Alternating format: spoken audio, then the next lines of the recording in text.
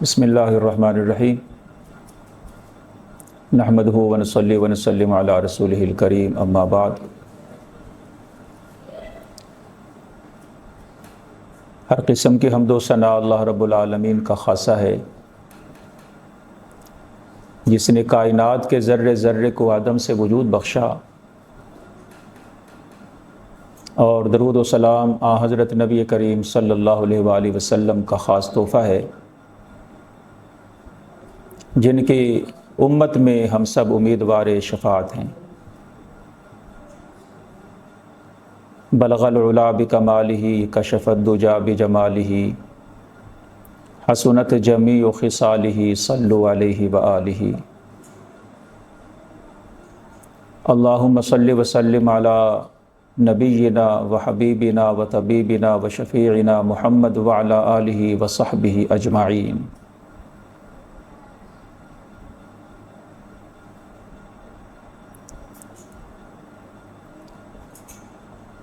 دورہ قرآن کی تکمیل کے موقع پر آپ کے اس ادارے میں حاضری ہو رہی ہے۔ رمضان شریف کا مہینہ ہے اور قرآن کا دور مکمل ہوا ہے۔ تفسیر کے ساتھ ہماری محترمہ معلمہ نے طالبات کو، خواتین کو یہ دورہ کروایا۔ ماشاءاللہ یہ ایک بہت بڑی سعادت اور مبارک موقع ہے کہ قرآن مجید کا دورہ مکمل کرنے کی توفیق رب ذوالجلال نے آپ کو عطا فرمائی۔ یہ اللہ کا خاص فضل ہے۔ پروردگار آپ کی اس محنت اور وقت کو اپنی بارگاہ میں قبول و منظور فرمائے، اور اس علم کو آپ کے لیے دنیا اور آخرت میں روشنی کا ذریعہ بنائے۔ اس موقع پہ مختصر سی بات بہنوں کی خدمت میں یہ عرض کروں گا کہ دورہ قرآن کا مکمل ہو جانا یہ ہماری منزل نہیں ہے، بلکہ یہ ایک راستہ ہے۔ اب اصل چیلنج ہمارے لیے یہ ہے کہ قرآن مجید سے یہ تعلق ٹوٹنے نہ پائے۔ روزانہ آپ کسی نہ کسی آیت مبارکہ کو کسی مستند تفسیر سے خود سمجھیں اور اس پر غور کریں، اور اپنے اخلاق سے، اپنی گفتار اور کردار سے، روزمرہ کے معاملات میں اپنے آپ کو اجاگر کریں۔ خواتین اپنے گھر کے لیے ایک تربیت کرنے والی خاتون کی حیثیت سے ہوتی ہیں۔ چونکہ آپ نے دورہ مکمل کیا ہے، آپ کی حیثیت اب دوسری گھر کی مستورات اور خواتین سے مختلف ہے۔ آپ نے جو سیکھا ہے، ہمارے محترمہ معلمہ نے آپ کو جو سکھایا ہے، ایک شفیقہ، مہربان بڑی بہن ہونے کی حیثیت سے بہت ساری انہوں نے پند و نصائح بھی آپ کو کی ہوں گی۔ آپ نے ان سب باتوں کو توجہ سے سنا ہوگا، لیکن جیسے یہ دورہ مکمل ہوا ہے تو اب آپ کی ایک عملی زندگی شروع ہو گئی ہے۔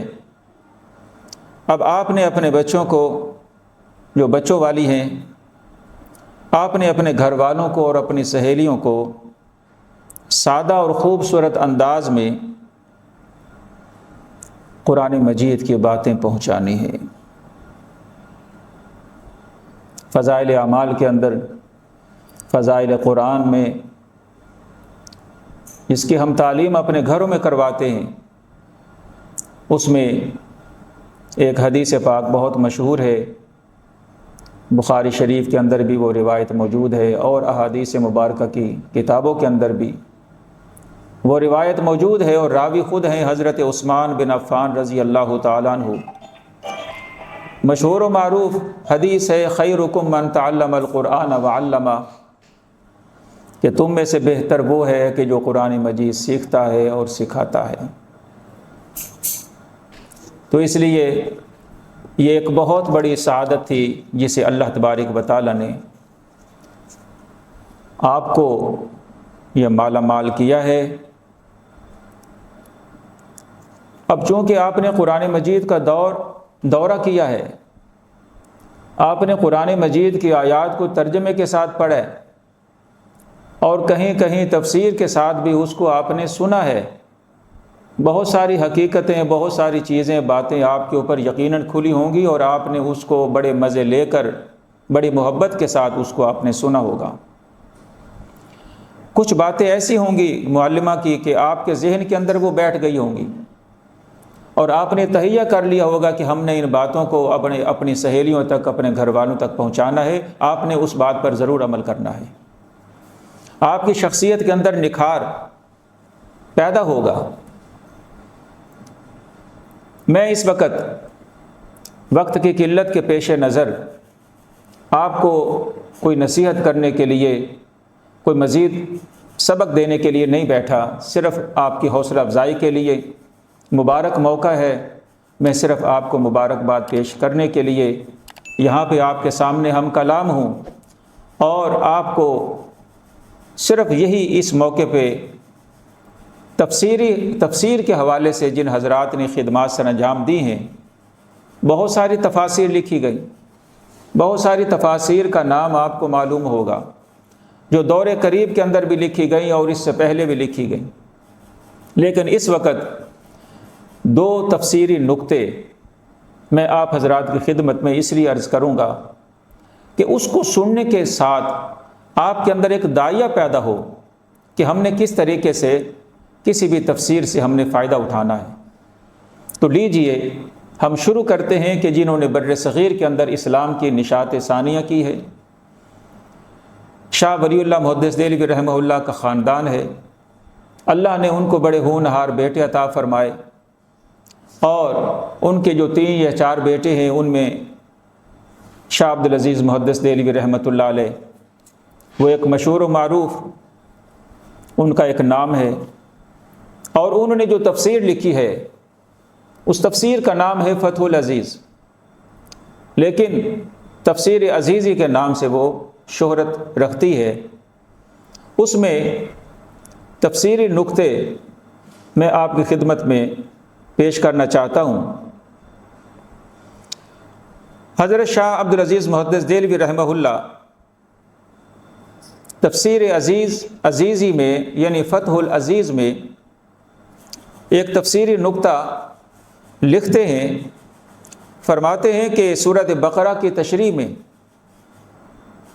اللہ تبارک و تعالی جب کسی بندے کو آزماتا ہے، یہ سورۃ بقرہ کی تشریح کے اندر ایک تفسیری نقطہ بیان فرما رہے ہیں کہ اللہ تبارک و تعالی جب اپنے کسی بندے یا بندی کو آزماتا ہے تو اس کا مقصد اسے تکلیف دینا نہیں ہوتا، بلکہ اس کے اندر جو چھپی ہوئی صلاحیتیں ہوتی ہیں ان کو ظاہر کرنا ہوتا ہے۔ پھر مثال دے کر سمجھایا، فرمایا کہ جیسے سونے کو آگ میں تپایا جاتا ہے تاکہ اس کا کھوٹ نکل جائے اور اس کی چمک ظاہر ہو جائے، سامنے آ جائے، بالکل اسی طرح یہ جو آزمائش آتی ہے بندے کے اوپر، یہ آزمائش، یہ امتحان، یہ مومن اور مومنہ کے درجات کی بلندی کا ذریعہ بنتی ہے۔ تو کتنا بہترین ایک تفسیری نقطہ حضرت شاہ صاحب رحمہ اللہ نے ہمارے سامنے بیان کیا۔ اسی طریقے سے ایک اور تفسیری نقطہ وہ بیان فرماتے ہیں، آپ کو پتہ ہے کہ حروف مقطعات ہمارے کلام پاک میں، قرآن مجید میں کافی جگہوں پہ ہیں، بلکہ ہمارے قرآن مجید کا آغاز، سورۃ بقرہ کا آغاز ہی حروف مقطعات سے ہوتا ہے، الف لام میم۔ حروف مقطعات کے بارے میں حضرت شاہ عبدالعزیز محدث دہلوی رحمہ اللہ ان کا جو ایک نقطۂ نظر ہے میں وہ آپ کی خدمت میں پیش کر رہا ہوں۔ تفسیری نقطہ بھی سمجھ لیں، ان کا ایک اپنا نقطۂ نظریہ جو ہے حروف مقطعات کے حوالے سے وہ یہ ہے۔ وہ فرماتے ہیں کہ یہ اللہ رب العزت اور اس کے رسول صلی اللہ علیہ وآلہ وسلم کے درمیان راز ہیں۔ یہ حروف مقطعات یہ راز ہیں جو اللہ اور اللہ کے رسول صلی اللہ علیہ وسلم کے مابین ہیں۔ اور وہ فرماتے ہیں کہ جس طریقے سے ہر بادشاہ کہ کچھ ایسے کلمات ہوتے ہیں کہ جس کو وہ اس کے جو بالکل خاص اور خاص وزیر اور مشیر ہوتے ہیں، وہ ان کلمات کو، بادشاہ کے ان کلمات کو صرف وہی سمجھ سکتے ہیں اور باقی نہیں۔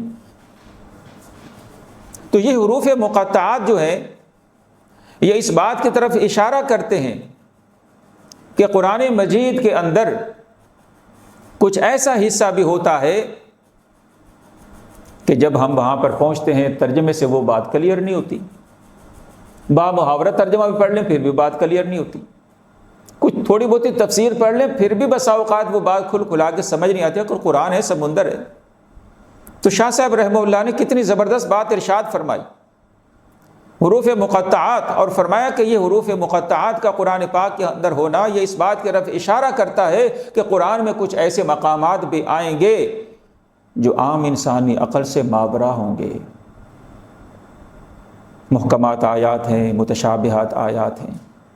اب محکمات کے بارے میں تو پتہ ہے، متشابہات کے اندر جو لوگ پڑھتے ہیں سم ٹائم وہ گمراہی کی طرف چلے جاتے ہیں، لیکن ہم نے یہی کہنا ہے کہ جب قرآن پاک کی بات آ جائے، کوئی بات ہماری سمجھ میں آئے فبہا، اچھی بات، اگر کوئی نہیں سمجھ آتی تو یہ سمجھے کہ یہ ہے کلام الہی، اس کے اندر جو بھی منشا اور مراد میرے اللہ کا ہے ہمارا اس پر ایمان ہے۔ لیکن ان حروف مقطعات کو سمجھنا یہ ایک خاص قلبی کیفیت ہو تو پھر یہ چیز سامنے سمجھ میں آتی ہے۔ اب قرآن مجید کی روزانہ کی بنیاد پر کسی نہ کسی آیت، ایک دو آیتوں کی تفسیر بڑی محبت کے ساتھ، افلا یتدبرون القرآن ام علی قلوب اقفالها، اس آیت کی روشنی میں آپ نے کرنی ہے، دلوں پر کفل نہیں لگانے، تدبر کرنا ہے، غور، قرآن پاک کے اندر غور کرنا ہے۔ اور قرآن پاک کے اندر غور وہی کرے کہ جس کی بیک پہ کوئی معلم ہو، کوئی عالم ہو یا کوئی عالمہ ہو، ان کی زیر نگرانی آپ جب بھی کسی مستند حدیث تفسیر سے کوئی بات نکالیں گی، پڑھیں گے تو انشاءاللہ آپ کی تشنگی دور ہوگی، آپ کو مزہ آئے گا۔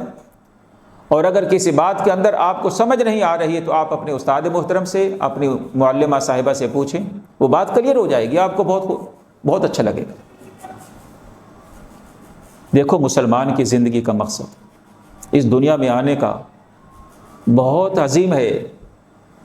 مسلمان کی زندگی کا مقصد یہ ہے کہ وہ خود بھی اللہ کی عبادت کرے اور لوگوں کو بھی، خلق خدا کو بھی اللہ کی پرستش اور عبادت کی طرف لگائے، خود بھی دین کے اوپر چلے اور خلق خدا کو بھی دین کی طرف چلائے، تاکہ دین پر چلنے کے نتیجے میں ہماری آخرت سنور جائے اور ہمیں جنت میں ٹھکانہ نصیب ہو جائے۔ یہ ہماری زندگی کا مقصد ہے، ہر مسلمان کی زندگی کا مقصد ہے، اور اسی مقصد کے تحت آپ نے یہ دورہ کیا ہے، اسی مقصد کے تحت آپ یعنی کہ دینی کورس کرتے ہیں تاکہ ہم سے اللہ بھی راضی ہو جائے اور ہم خود بھی دین پر چلنے والے بنیں، اور خلق خدا کو بھی جن کے ساتھ ہمارا واسطہ ہے، تعلق ہے، خاص طور پہ ان کے اوپر ہمارا حق بن جاتا ہے، ان کو آس اور امید لگ جاتی ہے کہ یہ ہماری باجی، یہ ہماری بہن، یہ محلے کی فلاں خاتون، یہ طالبہ، یہ عالمہ بنی ہے، اس نے کورس کیا ہے، چلو اس کے پاس جا کر اس مسئلے کا حل پوچھتی ہیں۔ تو آپ کو تو اللہ نے چن لیا ہے۔ تو جب اللہ کسی بندے کو چن لیتا ہے تو پھر اس بندے کو بھی چاہیے کہ رب کے انتخاب کو وہ عیب نہ لگائے اور مرتے دم تک اسی کام کے اندر لگی رہے کہ میں نے اللہ کی عبادت اللہ کے دین کے اوپر خود بھی چلنا ہے اور اوروں کو بھی چلانا ہے، اور مقصد ہم سب کا آخری منزل ہے اور وہ ہے جنت کے منزل۔ رمضان شریف کا مہینہ ہے، فضائل اعمال کے اندر بھی یہ بات لکھی ہوئی ہے کہ 4 چیزوں کی کثرت کرو: کلمہ طیبہ، استغفار، جہنم سے خلاصی کی دعا، جہنم سے بچنے کی دعا، پناہ مانگنے کی دعا، جنت میں داخلے کی دعا۔ یہ تو ہمیں کثرت سے پورے مہینہ ان کا اہتمام کرنا چاہیے۔ تو اس لیے ہمارا بنیادی مقصد یہ ہے کہ ہم نے جنت کو حاصل کرنا ہے۔ اب چلو جنت کی بات آئی ہے تو ایک ترغیبی نقطہ نگاہ سے میں آپ کو دعوت دے رہا ہوں کہ آپ روزانہ کی بنیاد پر کسی نہ کسی آیت کے اوپر آپ ضرور تھوڑا سا تدبر کریں، غور کریں کہ اس کے اندر میرے اللہ نے کیا ارشاد فرمایا ہے۔ پارہ نمبر 26 ہے، سورۃ زاریات ہے، سورت کا نمبر 51 ہے، 51 ہے، آیت نمبر 15 ہے جو میں آپ کے سامنے عرض کرتا ہوں۔ اعوذ باللہ من الشیطان الرجیم، بسم اللہ الرحمن الرحیم۔ ان المتقین فی جنات وعیون، بے شک متقی لوگ باغوں میں ہوں گے اور چشموں میں ہوں گے۔ یہ سورۃ زاریات کی آیت نمبر 15 ہے جس کا بامحاورہ ترجمہ آپ کے سامنے پیش کیا۔ چونکہ آپ نے تازہ دورہ قرآن کیا ہے، تفسیر پڑھی ہے، تو آپ کو یہ چیز ایسے پانی کی طرح آپ کے سامنے آ گئی۔ جیسے میں نے تلاوت کی تو فوراً اس کا مفہوم آپ کے ذہن میں آ گیا ہوگا، ان المتقین فی جنات وعیون، کہ اس میں رب العالمین متقین کے لیے باغات کا اور چشموں کا ذکر فرما رہے۔ عزیز طالبات، اس آیت مبارکہ کے اندر اللہ تبارک و تعالی نے 2 نعمتوں کا ذکر فرمایا۔ وہ 2 نعمتیں کون سی ہیں؟ وہ 2 نعمتیں یہ ہیں، ایک ہے کہ اہل جنت کو باغات ملیں گے، دوسری نعمت یہ ہے کہ اہل جنت کو چشمے ملیں گے۔ یہ 2 نعمتیں، وہ باغات وہ پھولوں سے پھلوں سے لدے ہوں گے، وہ چشمے ٹھنڈے میٹھے اور فرحت بخش پانی سے لبریز ہوں گے۔ یہ 2 نعمتیں کس کو ملیں گی؟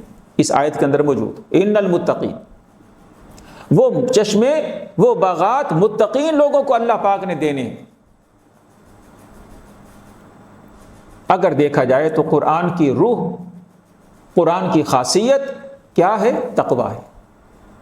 ہم قرآن مجید پڑھتے ہیں تو قرآن مجید کی روح اور خاصیت کیا ہے؟ تقویٰ ہے، اور جو تقویٰ اختیار کرتے ہیں ان کو متقین کہا جاتا ہے۔ رمضان شریف کی طرف آتے ہیں، چونکہ رمضان شریف کے مہینے میں آپ نے یہ دورہ تفسیر مکمل کیا ہے، قرآن مکمل کیا ہے، تو روزے کا جو ایک مقصد ہے، روزے کی جو ایک خاصیت ہے وہ بھی تقویٰ ہے۔ آئیے پارہ نمبر 2، سورت نمبر 2، سورت کا نام سورت البقرہ، مشہور و معروف آیت نمبر 183، 183 مشہور و معروف آیت، اعوذ باللہ من الشیطان الرجیم، بسم اللہ الرحمن الرحیم۔ یا ایھا الذین آمنوا کتب علیکم الصیام کما کتب علی الذین من قبلکم لعلکم تتقون۔ اے اہل ایمان، تم پر روزے فرض کر دیے گئے جیسا کہ تم سے پہلے لوگوں پر فرض کیے گئے تھے، تاکہ تمہارے اندر تقویٰ پیدا ہو جائے۔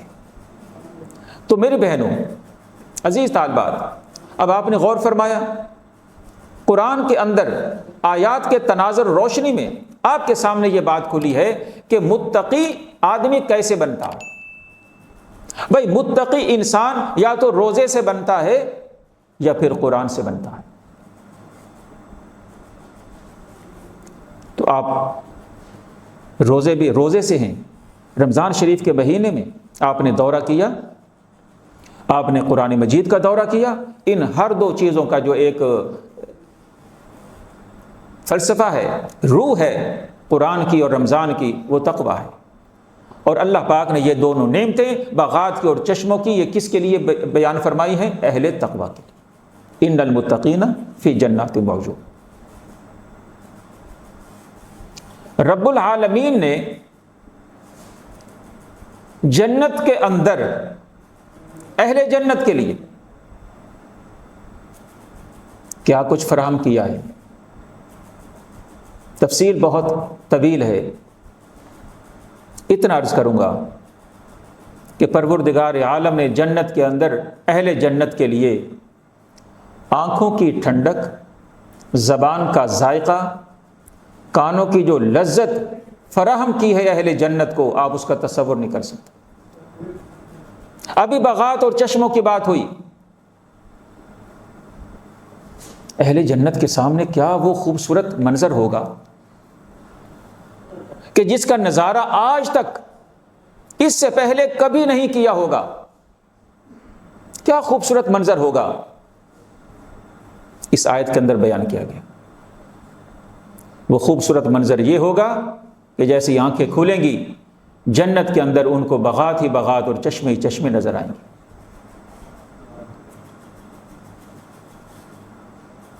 اگر